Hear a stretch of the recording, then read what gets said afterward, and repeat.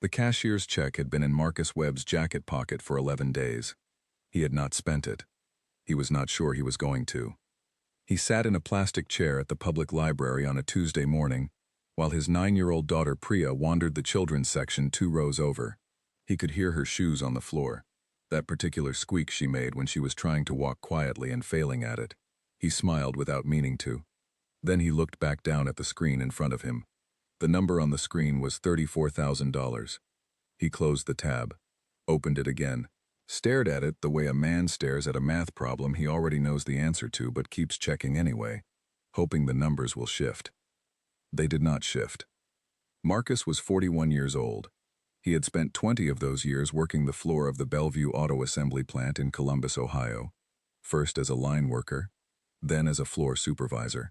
He knew engines the way some people know language, not from books, but from the inside of things, from the sounds they made before they broke, from the smell of a belt running too hot, from the weight of a wrench at 3 in the morning, when a line went down and someone had to fix it before the morning supervisor arrived. The plant automated.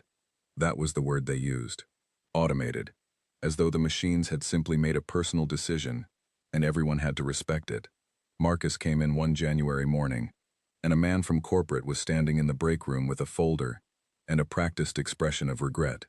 3 months of severance, a reference letter, a handshake that lasted 2 seconds too long.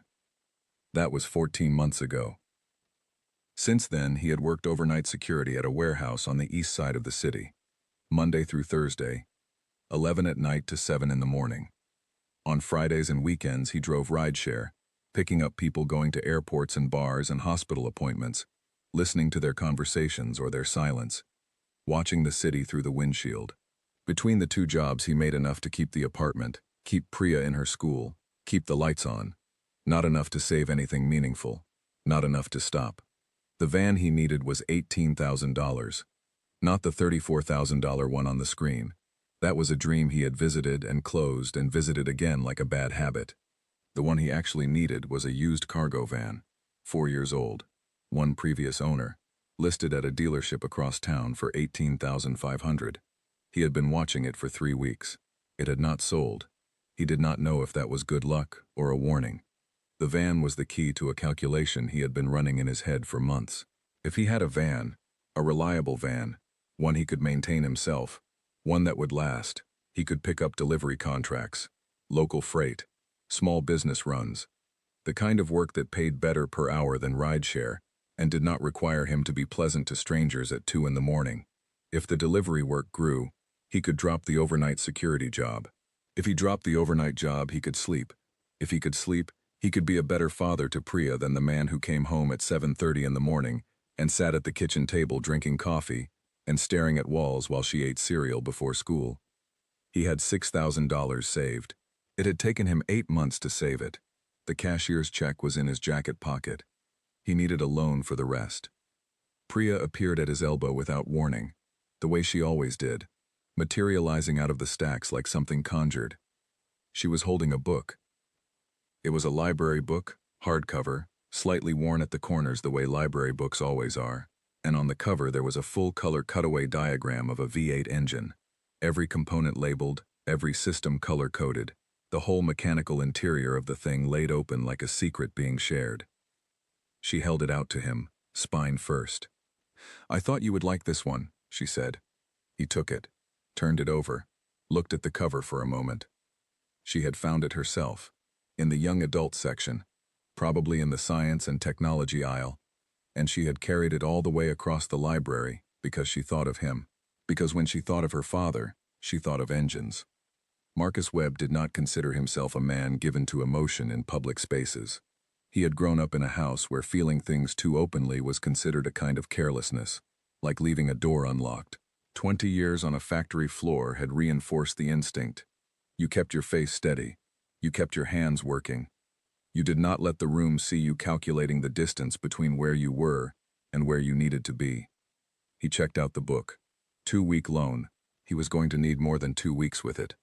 On the way home, Priya holding his hand, her library bag bumping against her leg with the weight of 3 other books about animals and space and a chapter novel with a dragon on the cover, she asked him if they were going to get a new car. He was quiet for half a block. "We are working on it," he said. "Is it hard?" He looked down at her. She was watching the sidewalk, stepping deliberately around a crack. "Some things are harder than they should be," he said. She thought about that, stepped over another crack. "Will you fix it?" she asked. "Like you fix other things?" He did not answer right away. The question sat between them on the sidewalk, and the wind came off the street, and neither of them said anything else for a while. The apartment was a 20-minute walk from the library. They had taken the bus when Priya was younger, but she liked walking now, liked looking in the windows of the shops on Fletcher Avenue, liked the bakery that put its specials on a chalkboard outside, and changed them every morning. She stopped in front of it as she always did, and read the specials aloud: cranberry walnut scone, lemon poppy muffin, something called a morning bun, that she had decided she wanted to try one day, without having any real plan for when. Marcus stood behind her and listened to her read. He was thinking about the van. He was thinking about the cashier's check in his pocket. He was thinking about a Tuesday 3 weeks from now, when his overnight shift ended, and he came home and Priya was already at school, and the apartment was quiet, and he was too tired to sleep, and too awake to rest, and the silence of the place sat on his chest like something with weight. He was thinking that the van was not really about the van. Priya finished reading the chalkboard. She turned around and looked up at him. "Okay," she said, as though she had made a decision. "Okay," he agreed, as though he understood it. They walked the rest of the way home. He made lunch, grilled cheese, the kind she liked with a little bit of mustard on his half that she always pretended to find disgusting, and always tried to steal a bite of anyway. She sat at the kitchen table with the engine book open next to her plate, turning pages with careful fingers, asking him what things were called. He told her. Camshaft, crankshaft, timing belt, coolant reservoir. She repeated each word once, seriously, as though she was filing it away somewhere important. "What does this one do?" She pointed at the diagram. "That's the alternator," he said. "It keeps the battery charged while the engine is running. So it does two things at once." "Pretty much." She nodded. "That is efficient," she said, in the tone of a person who approved of efficiency. He ate his lunch. After she was asleep that afternoon, she napped sometimes still, on the days she did not have school, curled on her bed with her shoes still on the way she had done since she was small. He sat at the kitchen table with a notepad and wrote out the numbers again. Not because they had changed, because the act of writing them made them feel more like something he could negotiate with, rather than something that was simply happening to him. He wrote, "Van price, $18,500. Down payment, $6,000. Remaining balance, $12,500. Loan needed, $12,500. Monthly payment at 6% over 48 months, $293. He circled the monthly payment number. Then he wrote next to it, "Delivery contract income needed per month to cover this, plus insurance plus maintenance reserve." He did the rest of the math. It was possible. Not comfortable. Not safe in the way that safe usually feels, but possible, in the way that things are possible when you have run out of reasons why they cannot be done, and have started working on the reasons why they can. He folded the notepad, put it in the kitchen drawer where he kept the takeout menus and the spare keys and the small things that needed to exist somewhere. He looked at the library book on the table. The cover showed the engine in perfect cross-section. Every system visible, every component in its place, doing exactly what it was built to do, connected to everything else, in a logic that was absolute and unforgiving, and completely fair. Engines did not care who you were. They ran or they did not run, and the reasons were always mechanical, always traceable, always honest. He had always liked that about them. He picked up the book and read until it was time to wake Priya for dinner. Outside, the city made its ordinary sounds. Traffic and wind, and somewhere down the block a dog barking at something that probably was not there. The afternoon light came through the kitchen window at an angle and made a long rectangle on the floor that shortened as the sun moved. Marcus Webb turned a page. The cashier's check was still in his jacket, hanging on the hook by the door. 11 days. Thursday, he decided. He would go on Thursday. Marcus put on the jacket Thursday morning. the one with the cashier's check in the pocket, and drove his rideshare car across town to Hartwell Auto Group. He had looked up the dealership the night before. Reviews were mixed in the way that dealership reviews are always mixed. Half the people left 5 stars and said the staff was wonderful. Half left 1 star and described experiences that made Marcus feel like he was reading different reviews for different places. He had focused on the middle ones, the 3-star reviews written by people who seemed to be trying to be fair. Those told him more. He arrived at 10:15 in the morning, early enough that the lot was not busy yet, late enough that the sales staff had finished their morning meeting and were positioned around the showroom floor in that particular casual but watchful way that reminded him of something he could not quite name until he remembered. The way line supervisors used to stand on the factory floor, looking relaxed and counting everything. The van was where the listing said it would be, near the back of the used inventory section, between a pickup truck and a minivan, with a price sticker on the windshield that somebody had written on with red marker. It was dark blue, which had not been visible in the listing photos, which showed it in some kind of gray. It looked bigger in person. It looked, in fact, exactly like what he needed. He stood in front of it for 2 minutes before anyone approached him. That was the first thing. When a man in a gray suit finally came across the lot, walking at the comfortable pace of someone who has decided in advance how this conversation is going to go, Marcus had already walked around the van twice, looked at the tires, crouched to check the undercarriage, and was standing at the passenger side studying the door seal when the man arrived. Thinking about the Transit, the man said. Marcus straightened up. Yes. Great choice. Very popular model. The man extended a hand. Gary Pellman, floor manager. They shook hands. Marcus noted that Gary did not ask his name. I saw the listing online, Marcus said. 18.5.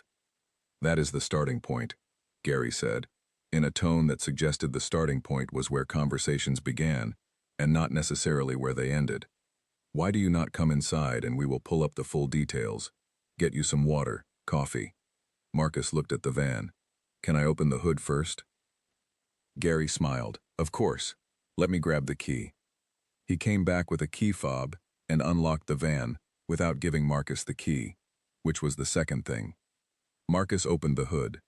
He looked at the engine, the way a doctor looks at something, not casually, not as a ritual, but actually looking. He checked the fluid levels, the belt condition, the routing of the coolant lines. He looked at the age of the battery, the condition of the ground cable, the small things that do not show up in a listing description and do not get mentioned in a walkthrough, unless someone asks. The engine was clean, not detailed clean, which would have made him suspicious, but work clean, the kind of clean that comes from regular maintenance by someone who cared. That was a good sign. He closed the hood. What year's block is this? He asked. It is a 2020, Gary said. I know the year. I mean the generation. The 2.5-liter they used in the 2020, they had 2 different manufacturing runs. The earlier one had the revised timing cover, the later one did not. Affects the long-term oil sealing. Gary looked at him. That is a great question. Marcus put his hands in his jacket pockets. His right hand rested on the cashier's check without meaning to. Do you know the answer? Marcus asked. I would have to pull the VIN history, Gary said. Let us go inside and I can look that up for you. Inside the dealership it was cool and smelled of new carpet and coffee. A woman at the front desk smiled at Marcus when he came in.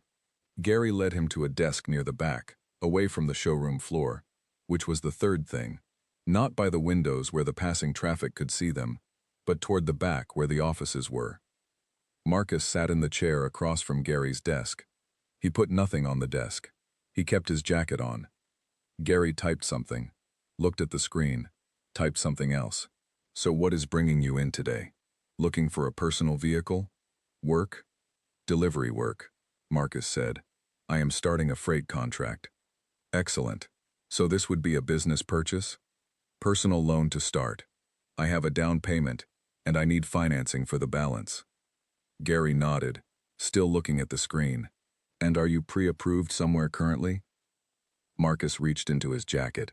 He set the cashier's check on the desk, and next to it, a folded letter from his bank, confirming pre-approval for a $12,500 auto loan at 6.2% for 48 months.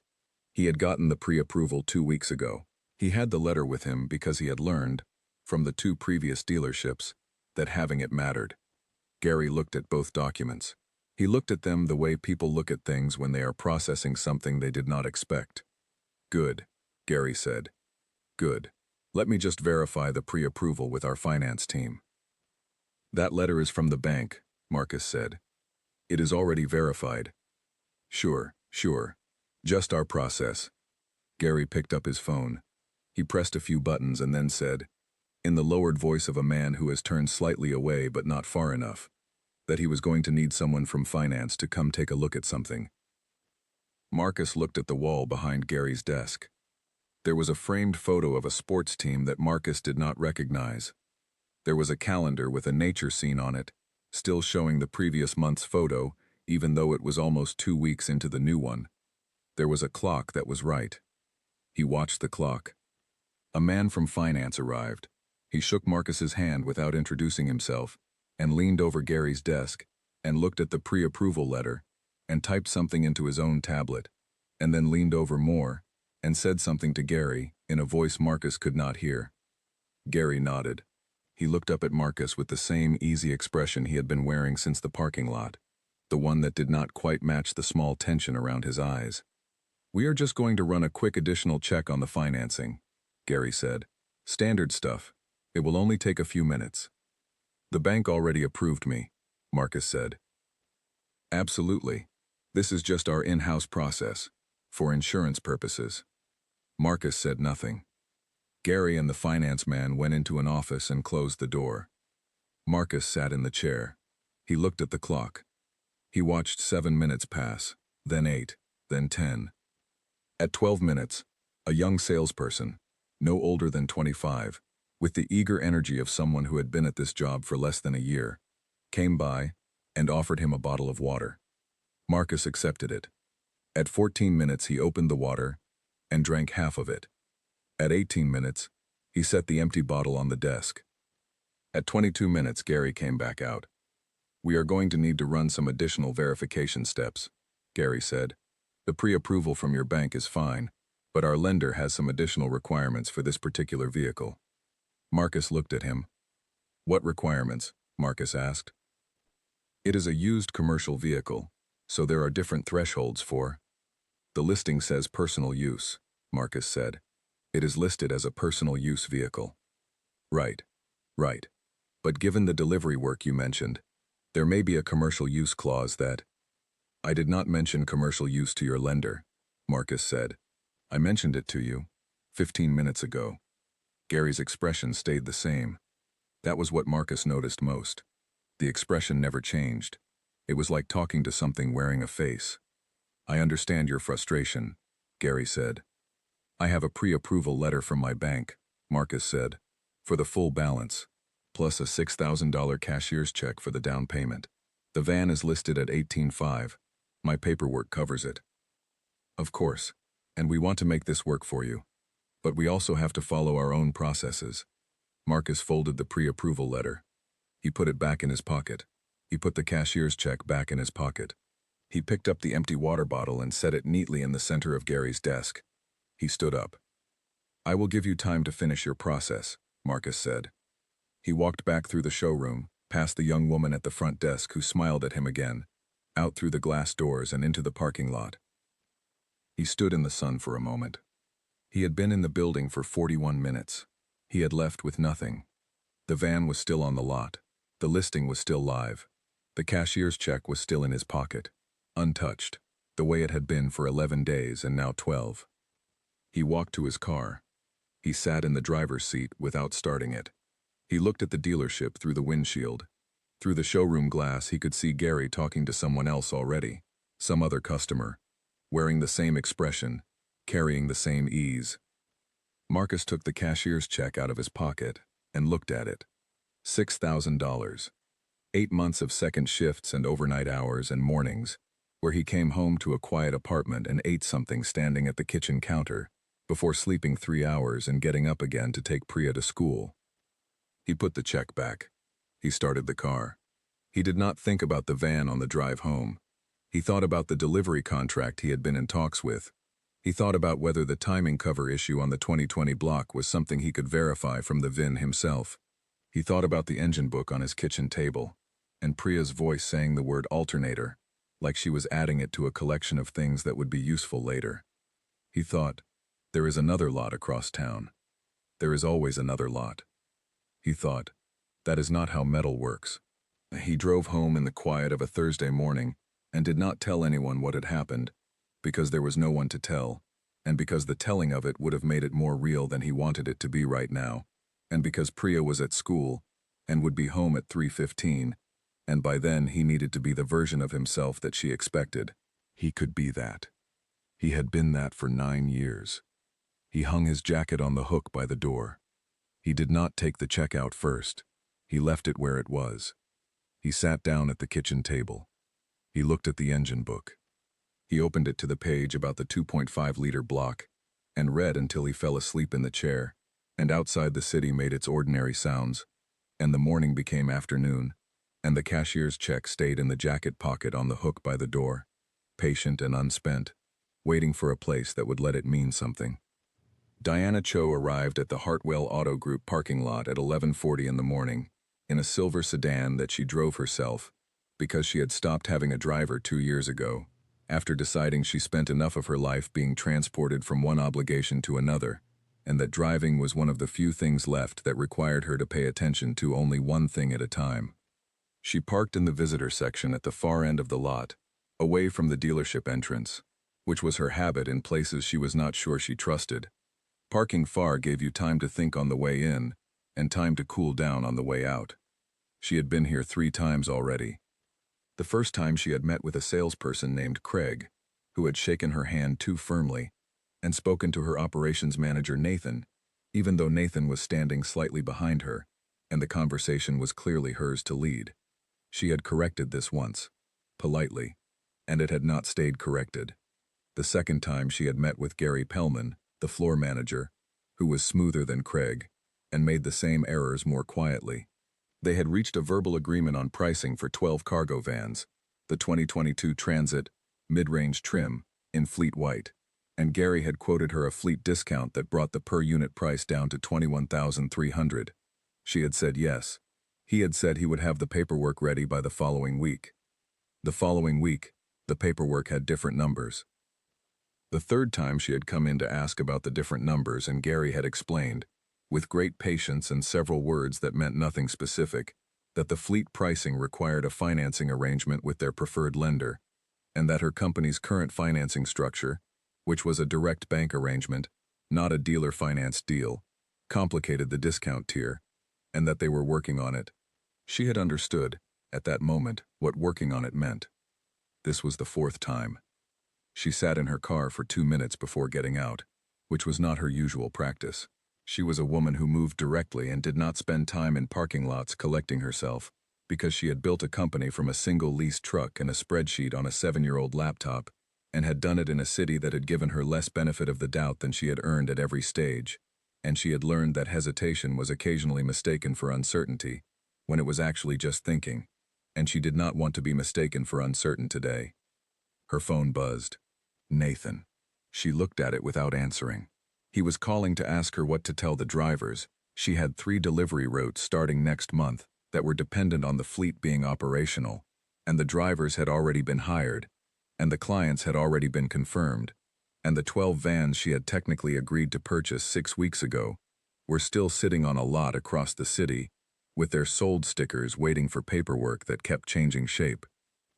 She put the phone in her bag. She got out of the car. The lot was busy in the way that mid-morning on a weekday is busy. Not crowded, but occupied. The specific energy of a place doing its ordinary business. Salespeople walking customers between vehicles. A family looking at a minivan near the entrance.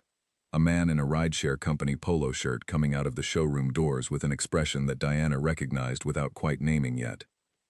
She was still 10 feet away from the entrance when the showroom doors swung open, and the man in the polo came through them and nearly walked directly into her. He pulled up short, took a half step back. "I am sorry," he said. Diana stopped. She registered him the way she registered most things in parking lots. Quickly, categorically, and then moved on. 40-something. Polo shirt with a small logo.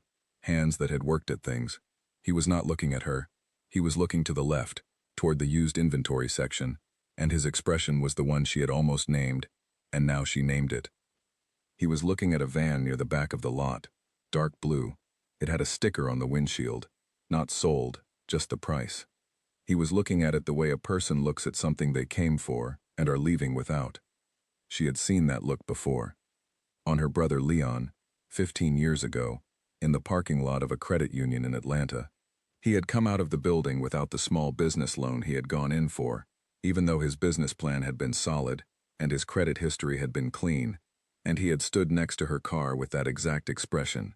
Not angry yet, just still, as if his body had gotten the news before his mind had finished processing it. He had started his business 2 years later, with money he had saved himself and borrowed from family, and it was doing fine now.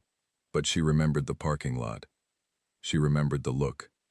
The man in the polo was already stepping aside, making room for her to pass, the automatic courtesy of someone who has been raised to take up less space than he is entitled to. "It is fine," Diana said. He nodded and started to walk past her. She did not know why she said the next thing. She would think about it later and not find a clean explanation, which was unusual for her, because she generally had clean explanations for the things she did. The best she could come up with was that she had been in this parking lot 4 times, trying to buy 12 vehicles that she had the money to pay for, and she was in the particular state of mind that comes from being handled repeatedly by people who are very good at handling, and she was done being handled. And something about the way this man had looked at that van and was walking away from it reminded her that the thing she was feeling had a shape and a weight, and she was not the only person carrying it today. "Do you know the 2020 Transits well?" she asked. He stopped. He turned around slowly, which told her it was not a question he had expected. "The 2.5-liter?" he said. "Yes." He looked at her. Not the automatic social look of a stranger responding to a stranger, but actually looked, the way people do when they are deciding whether a conversation is worth their time or the other person's. "I know them," he said. "I am about to finalize a purchase of 12 of them," she said. "The 2022 trim. And I have been in that building 4 times in 6 weeks.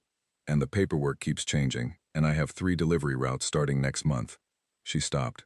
She was not accustomed to saying that much to someone she did not know. "I am Diana Cho," she said. He looked at her for another moment. "Marcus Webb," he said. They shook hands in the Hartwell Auto Group parking lot, between the visitor section and the showroom entrance, while the ordinary business of the dealership went on around them, and somewhere in the used inventory section, a dark blue van sat with a price sticker on its windshield. Diana's phone buzzed in her bag again. She did not reach for it. "The 2022 fleet vans," Marcus said. "Are they the mid-range trim or the cargo spec?" "Mid-range. Fleet white." He thought about something. She could see him thinking. Not the performed thinking of someone buying time, but actual thinking, the kind where the eyes go slightly unfocused and come back. "What has been changing in the paperwork?" he asked. She told him. The fleet discount that required dealer financing, the financing structure that conflicted with her bank arrangement, the numbers that arrived different from the numbers that had been agreed on. She told him in the precise, factual way she told her board things, not venting, just reporting. He listened without interrupting. When she finished, he was quiet for a moment. "Have you looked at the vehicles?" he asked. "I walked through the showroom models." "Not the showroom models," he said. "The ones on the lot. The ones you are actually buying." She had not. That was not how she operated. She had people for specifications. She had Nathan for logistics. She bought based on contracts and documentation, and the reputation of the model, which was solid. She was a freight operator. She knew trucks by their load ratings and fuel efficiency numbers, not by their engine anatomy. "No," she said. Marcus looked at the showroom entrance, then back at the lot. "You mind if I look at a few of them?" he asked. "Before you sign anything." Diana Cho ran a company with 43 employees and 6-figure contracts, and had not made it to this point by being reckless with her trust. She was in a parking lot talking to a stranger she had met 40 seconds ago because he had nearly walked into her. She looked at his hands again. She looked at the way he had turned back from the van in the used lot. Not in defeat, she realized now, but in the specific patience of someone deciding to find another way. Yes, she said. She called Nathan back, told him to wait on the contracts. 20 minutes, maybe 30. He asked why. She said she was looking at the vehicles. He said he thought that part was already done. So did I, she said, and ended the call. She walked with Marcus Webb to the fleet section at the side of the lot, where 12 vans sat in 2 rows in fleet white, all wearing sold stickers, all waiting to become her problem or her solution, and she did not know yet which one it was going to be. Gary Pellman appeared from the showroom entrance and crossed the lot toward them with his smooth, unhurried walk, and Diana watched him come, and next to her Marcus Webb said nothing, and the morning held still for just a moment the way mornings do, before something shifts. She was ready for the shift. She had been ready for 6 weeks. Marcus did not ask permission. That was the first thing Diana noticed. He walked directly to the nearest van in the first row, tried the door handle, locked, and turned to Gary, who had just arrived, slightly out of breath from crossing the lot faster than his walk usually suggested he was capable of. "Key for this one," Marcus said. It was not a question. It was not aggressive either. It was the voice of someone accustomed to needing things immediately in order to do work that could not wait, and Gary heard it that way because he handed over the key fob without the pause he had given it to Marcus 3 hours earlier. Marcus unlocked the van and went directly to the front and popped the hood. Diana stood at his right. Gary stood slightly behind her. A young salesperson named Kyle, who had materialized from somewhere in the last 30 seconds, stood to Gary's left holding a tablet and looking uncertain about whether he was part of this or witnessing it. Marcus looked at the engine. He was not performing the looking. He was not doing what people do when they want to appear knowledgeable in front of a salesperson, touching things, nodding, making sounds of consideration. He was looking the way someone looks at something they know intimately and are checking for changes. His eyes moved in a specific order, top to bottom, left to right, then back to specific points. His hands were in his pockets. He had not touched anything yet. He leaned in. His right hand came out of his pocket and moved to a cluster of lines near the back of the engine bay. A set of fluid lines, black rubber, running along the inner edge of the compartment in a route that would have been invisible to anyone not already looking for it. He looked at the route of the lines for a long moment. Then he straightened up. He said nothing. He walked to the second van. He unlocked it himself with the same key fob. He popped the hood. He leaned in and found the same cluster of lines in the same place and looked at them for the same long moment. Diana watched his face. His expression had not changed from the moment he had opened the first hood to this one. It was a working expression, steady, concentrated, stripped of anything extra. He straightened up from the second van. He looked at Diana. "Come here," he said. She came. She stood beside him at the open hood of the second van and he pointed, not touching, just pointing, with one finger, at the cluster of black fluid lines near the back of the engine compartment. "You see how those are routed?" he said. She looked. Yes. "They should run straight back to the rear fitting," he said. "Instead, they curve up and then back down. That curve puts them against the edge of the heat shield." He pointed at the metal guard running along the top of the compartment. At operating temperature, that shield gets hot. Not immediately hot. It takes a while. But on routes where these vans are running for 4 or 5 hours at a stretch, which is what your delivery routes are going to be doing, those lines are going to be in contact with that heat shield repeatedly. Over time, he stopped. He was not a man who used more words than a thing required. Diana looked at the lines. She looked at the heat shield. She looked at the gap between them, which was small but present. She looked at the curve in the routing, which brought the lines measurably closer to the heat than the straight route would have. "Over time they fail," she said. "Not right away. Probably not for 40,000 miles. Maybe longer. But the failure is heat-related, and it will not always announce itself clearly. You will get a pressure drop before the visual signs." Diana straightened up. Gary was standing 2 feet away. The young salesperson Kyle was standing behind Gary, still holding the tablet. Nobody said anything. Diana looked at Marcus. "How many of the 12?" she asked. "I would say at least 4, he said. "Probably more. This is a factory routing issue on this batch, not a dealership thing. But it is the batch you are buying." He looked at Gary. "Do you want me to check the rest?" he asked Diana. He was asking her, not Gary, not Kyle with the tablet. "Yes," she said. They went through the remaining 10 vans. Marcus was systematic and unhurried, and did not waste motion. Diana watched each inspection with the attention she gave to anything that involved her company's exposure. Gary walked alongside them, making small sounds of engagement. "Of course. Right, right. We can certainly look into that," which Diana did not respond to. At the 4th van, she counted. 4 out of 4, the same routing issue, the same proximity to the heat shield. At the 6th van, she took out her phone and photographed the engine bay with the lines visible. At the 8th van, Marcus found something else. A different issue on this one only. A ground cable connection with early signs of corrosion that would need attention sooner than the manufacturer's scheduled maintenance would typically flag it. He showed her. She photographed it. At the 10th van, Gary said, with the careful steadiness of a man maintaining altitude, that his service team could certainly address any concerns before the sale was finalized, and that these kinds of things were not uncommon in fleet inventory, and that they took it seriously. Marcus looked at him for the first time in about 40 minutes.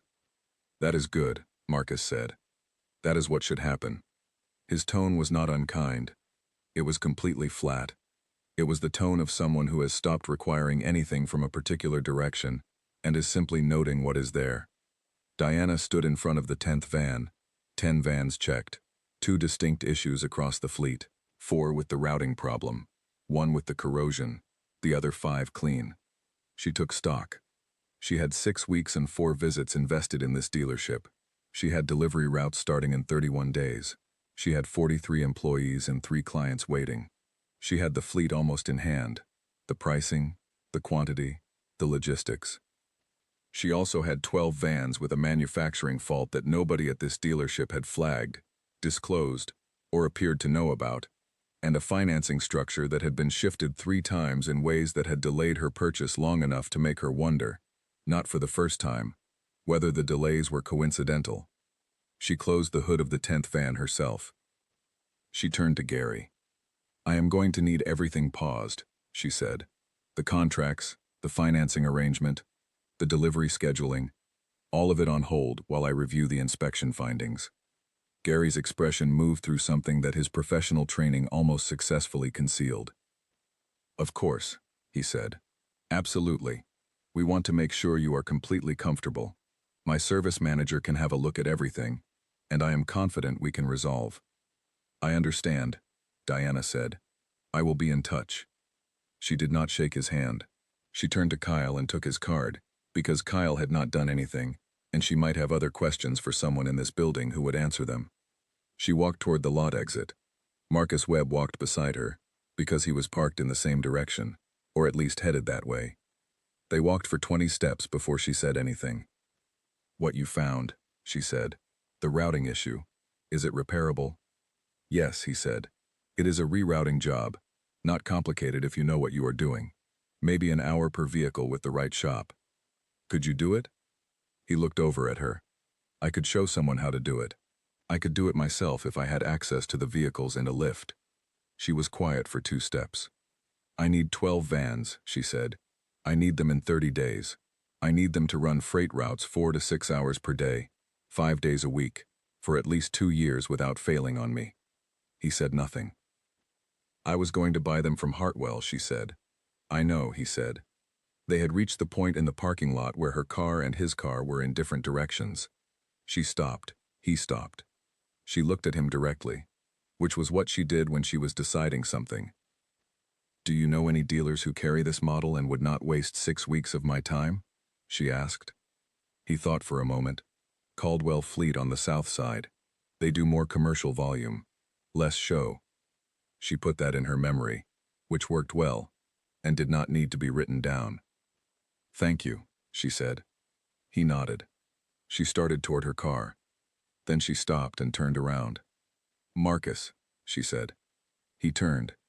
"That van in the used section," she said. "The dark blue one. Is there something wrong with it?"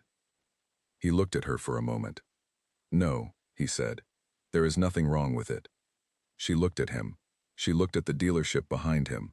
She looked at the cashier's check outline in his jacket pocket, which she had noticed 40 minutes ago and had not mentioned.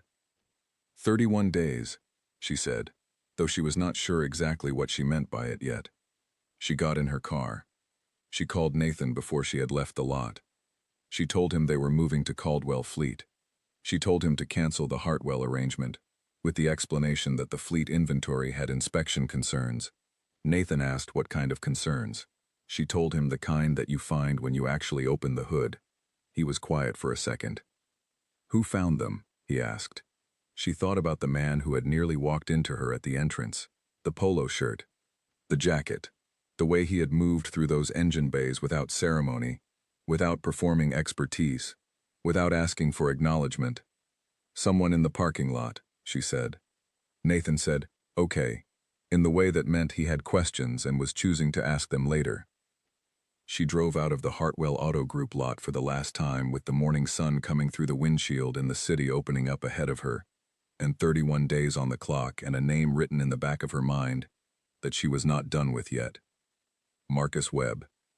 Who knew what was wrong before anyone said anything. Who looked at things the way you look at something you understand. Who had a cashier's check in his jacket pocket and a van on a lot he had walked away from for reasons she did not know yet but intended to find out. The call from Diana Cho came on a Monday morning, 6 days after the parking lot. Marcus was at his kitchen table with coffee and the engine book, and Priya's cereal bowl still sitting in the drying rack from breakfast, and his phone buzzed and the number was one he did not recognize and he almost did not answer it, because unknown numbers at 9 in the morning were rarely something that improved a day. He answered it. "This is Diana Cho," she said. "We met at Hartwell." "I remember," he said. "I closed on 12 vans Friday," she said. "Caldwell Fleet. They were straightforward." A pause. "The routing issue. I need the rerouting done before the vans go into service. The shop Caldwell referred me to has a 3-week wait, and that does not work for my timeline." Marcus drank his coffee. "I need someone who can do the work correctly," she said, "and who is available in the next 2 weeks. I do not have a shop," he said. "Caldwell has a lift I can access. They do outside work arrangements." Marcus set his coffee down. He thought about his overnight shift schedule. He thought about the delivery contract he had been in talks with. He thought about the second lot he had identified after Hartwell, a place called Morrison Auto in the northern part of the city that had 2 cargo vans in the right price range, and whether he should try that before he committed any of his available time to something else. He thought about 12 vans and a rerouting job he could do in his sleep. "What is the rate?" he asked. She told him. It was fair. More than fair, actually. It was the rate of someone who had decided what she thought the work was worth and was not interested in negotiating downward. He said he would come by the Caldwell lot Wednesday morning and look at one of the vans before he committed. She said that was reasonable. They agreed on 8:30. He hung up. He sat with his coffee for a while. Priya was at school. The apartment was quiet in the late morning way that apartments are quiet when the noise of a person living in them has recently departed. He could still hear the sound of the front door closing from an hour ago, still hear the specific pattern of her feet on the stairs that he had memorized years ago, the way you memorize the sounds that tell you the people you love are safe. He looked at the engine book. He had read the section on fluid line routing twice already. Not because he needed to, but because reading something he knew was a different kind of useful. It was the confirmation that the knowledge was still there, still organized, still available. Wednesday morning he drove to Caldwell Fleet on the south side of the city. The lot was different from Hartwell in the way that working places are different from display places. The cars were cleaner in the ways that mattered, and less polished in the ways that did not. The service bays were visible from the parking lot, which Marcus appreciated. The man who met him at the entrance introduced himself as Phil Caldwell, who turned out to be the owner's son and the actual fleet manager, and who shook Marcus's hand once and then showed him to the 12 vans without small talk, which Marcus also appreciated. Diana was already there. She was standing at the end of the first row, On the phone. And she raised a hand in acknowledgement when she saw him and stayed on the phone, which was the correct thing to do, and the thing a person does when their time is organized and not performing itself. Marcus went through 2 vans thoroughly, and 2 more at a quicker pace for confirmation. The routing issue was there on 11 of 12. The 12th had a different variant of the problem, slightly different angle, same eventual outcome. He photographed each one with his phone, not the finished view but the specific point of concern, the exact position of the line relative to the shield. Diana got off the phone. All 12? She said. 11 with the standard variant, he said. 1 is a little different but the same repair. She nodded. She looked at her watch. Not her phone. Her watch. That detail stuck with him somehow. Can you start Thursday? She said. He looked at his schedule in his head. The overnight shift was Tuesday, Wednesday, Thursday. Thursday day he was usually sleeping until noon. If he adjusted, if he left the overnight shift at 6 instead of 7, came home, slept 3 hours, came here by 10, he could put in 6 hours on Thursday. 6 hours on a lift doing something he knew how to do. Was probably 3 to 4 vans repaired, depending on how the Caldwell shop was organized. Friday he was driving rideshare. Saturday he had Priya but could start after she was with her friend Keisha in the afternoon. Sunday was open. He did the math. I can finish by next Thursday, he said. All 12. She looked at him for a moment. That is faster than the shop quote. Their 3 weeks was a scheduling problem, he said, not a time problem. She said nothing for a second. Thursday, she said. 10 o'clock. 10 o'clock, he said. He drove home and slept for 5 hours, and woke up and made dinner, and when Priya came home from school, he was at the stove, and the apartment smelled like rice, and the pan sauce he had been making since she was 3 years old, when he had first had to figure out how to feed a child on 1 income, and had decided to get good at it rather than complain about the necessity. She dropped her bag at the door. She came into the kitchen and leaned against the counter and looked at him. You look different, she said. Do I? Not bad different. Just different. He stirred the pan. I have some work this week, he said. Mechanical work. At a lot on the south side. Like fixing cars? Like fixing vans. 12 of them. She considered this. For money? For money? She nodded slowly, in the way she had developed recently of nodding at things she approved of without saying she approved of them, which was a habit she had gotten from him and he had noticed and not mentioned, because some things are better not to examine. Good, she said. He served the food.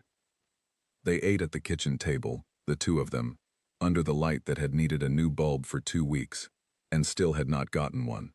And she told him about her day. A project at school about maps. A disagreement with her friend Keisha that had resolved itself by lunch. A book she had started in the library corner during free period that she now needed to finish. He listened to all of it. He told her he had met someone that week, a woman who ran a freight company, who was trying to buy 12 vans, who had not been able to get it done because the paperwork kept changing. Priya listened with her chin in her hand. Why did the paperwork keep changing? She asked. He thought about how to answer that. Sometimes, he said, people make things complicated when they should not be. She thought about this. Why? He was quiet for a moment. That is a long answer, he said. She looked at him. We have time, she said. He looked at his daughter, 9 years old, chin in her hand, completely serious. Yes, he said. We do. He told her some of it, not all of it. She was 9, and some of it was not a 9-year-old's to carry, but some of it, in the careful and plain language he had always tried to use with her, because she was not a person who needed to be protected from the shape of the world, only from having to hold too much of it before she was ready. She listened without interrupting. When he finished, she was quiet for a moment. But you helped her, Priya said. I looked at the engines, he said. I found what was wrong. That is helping, she said, with the certainty of a person for whom this distinction does not require further discussion. He cleared the plates. She went to do her homework at the kitchen table, and he washed the dishes, and outside the evening settled over the city, and the light in the kitchen was the warm, low kind that comes when a day has been used well, and the jacket was still on the hook by the door, and the cashier's check was still in the pocket, and Marcus Webb was already thinking about Thursday. Thursday morning, he arrived at Caldwell at 9:55. Phil had the first lift ready. The tools Marcus had asked for were laid out on a rolling cart beside it, which told him Phil ran a real shop and not a showroom dressed up as one. He pulled up the first van and got under it. He worked in the specific quiet of someone who is doing what they are built for, not the performed quiet of someone being watched, just the quiet of concentration. The rerouting was exactly what he had told Diana it would be. Not complicated, just particular. The new path for the lines required 2 new brackets, which he had spec'd, and which Caldwell had sourced by Tuesday. The work itself was clean and unambiguous, and when he was finished with each van, he lowered it off the lift and looked at what he had done, and it was correct. He finished 3 vans on Thursday, 4 on Friday, adjusting his rideshare schedule to start in the afternoon, 3 on Saturday, after Priya left for Keisha's house, 2 on Sunday, which left 1. The last one he finished on Monday afternoon at 4 o'clock. He lowered the van off the lift. He stood in the Caldwell service bay and looked at 12 fleet vans, all white, all correct now, all ready to do the work they were built to do. Diana arrived at 4:15. She walked the row. She stopped at each van and looked at the repair point, which Marcus had photographed after each one so she would have documentation. She did not need to look long. She was a person who trusted verified information, and the photographs were verified information. She reached the end of the row. She turned around. "Thank you," she said. He nodded. She looked at him for a moment with the direct look she had. "The routes start next Monday," she said. "I have a coordinator position opening up. Fleet maintenance and scheduling. Part-time to start, with the expectation that it becomes full-time by the 4th month." She named the hourly rate. Benefits from month 1. Health, dental. Marcus looked at the vans. "Part-time to start," he said. "Yes." "What does the coordination work involve?" She told him. "Maintenance scheduling, vendor relationships, driver communication on mechanical issues, periodic inspections on the fleet, the kind of work that required knowing what you were talking about without needing to be told what to talk about." "I still have other work commitments," he said.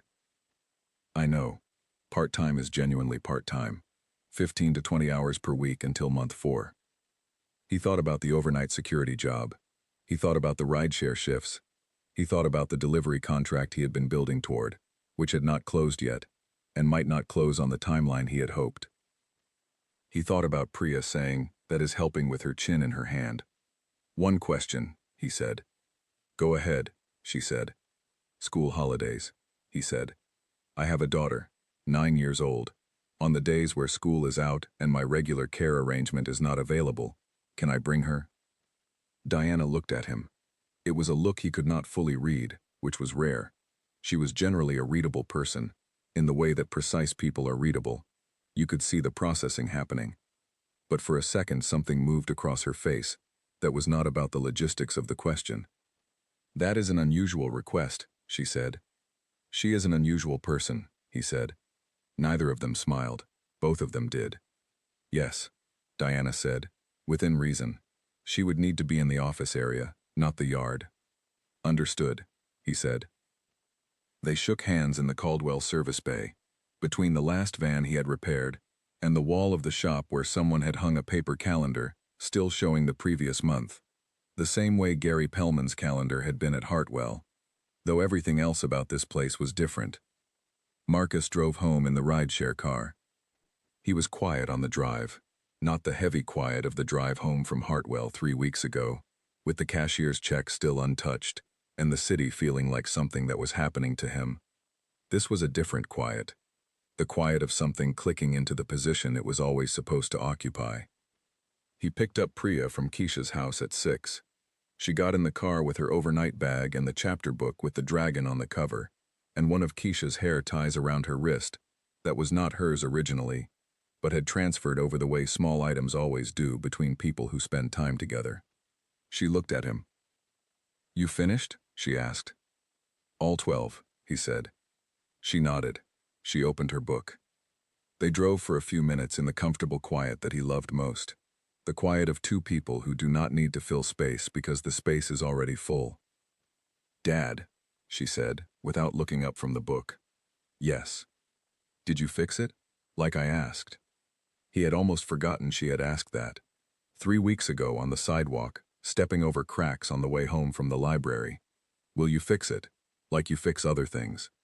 He thought about the routing. The lines against the heat shield. 11 vans with the same patient problem waiting to announce itself 40,000 miles from now to someone who would not know what they were looking at or why. He thought about a parking lot and a woman who asked the right question at the right moment. He thought about an engine book on a kitchen table. He thought about $6,000 in a jacket pocket, patient as a held breath, waiting for the right door to open. He thought about Phil Caldwell's shop, where 12 vans now sat in a row with their routing corrected, ready to run freight routes 4 to 6 hours a day, 5 days a week, for 2 years without failing. "Yeah," he said. "I fixed it." Priya turned a page. He drove home. The jacket was still on the hook when they got in. He hung his keys next to it and stood in the doorway of the kitchen and looked at the apartment, the engine book on the table, the cereal bowl in the drying rack, the light that still needed a new bulb, the small ordinary inventory of their life together in this place. He took the jacket down. He reached into the pocket. The cashier's check was still there, crisp and unspent. $6,000 in a rectangle of paper that had been in his pocket for 23 days now without finding a place to go. He set it on the kitchen table. He looked at it for a moment. Then he went to make dinner. The next morning he would call Morrison Auto, the lot he had identified before everything shifted, and he would ask about the 2 cargo vans in the right price range, and he would go look at them himself, and he would know within 10 minutes whether either of them was worth the check. He had been doing this long enough to know in 10 minutes. But that was tomorrow. Tonight Priya was at the kitchen table with her homework and her dragon book both open side by side, switching between them with the complete organizational confidence of a 9-year-old who has decided she can do 2 things at once. "What are we having?" she called. "What do you want?" he called back. She thought about it. That thing with the pan sauce. He got out the pan. Outside the city did what cities do at the end of a day, settled into its own particular noise, traffic and wind, and a dog somewhere being called in for the night. The kitchen light came on. The cashier's check sat on the table next to Priya's homework, small and white and patient. She looked at it. "Is that the check?" she asked. "Yes." She looked at it for another second, then went back to her homework. He started cooking. Some things take longer than they should. Some doors open from unusual directions. Some mornings you go to a parking lot for one reason and come home with something you did not know you were looking for. Some people will make the paperwork complicated, and the process long, and the simple thing feel impossible. And all you can do is know what you know and wait for the moment when knowing it is exactly enough. Marcus Webb stood at the stove in his kitchen and cooked dinner for his daughter, and the check sat on the table catching the light, and he did not think about the dealerships or the delays or the 22 minutes sitting in a chair watching a clock while a man decided what to do with his paperwork. He thought about the routing on a fluid line. Correct now. Doing exactly what it was built to do. He stirred the pan.